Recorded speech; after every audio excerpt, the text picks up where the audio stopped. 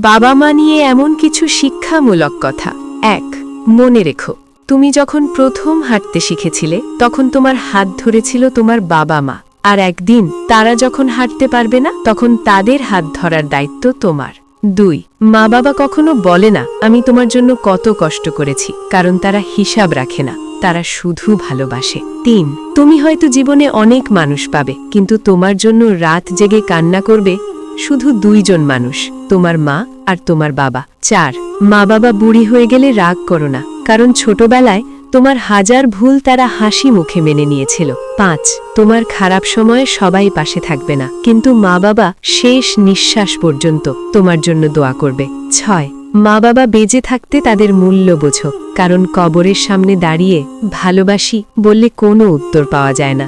৭ যেদিন বুঝবে মা বাবা ছাড়া পৃথিবীতে তোমাকে নিঃস্বার্থভাবে ভালোবাসার কেউ নেই, সেদিন হয়তো তারা পাশে থাকবে না। ৮ তুমি বড় হতে গিয়ে মা বাবাকে ছোট করো না, কারণ তোমার পুরো পৃথিবী একসময় তাদের কোলেই ছিল।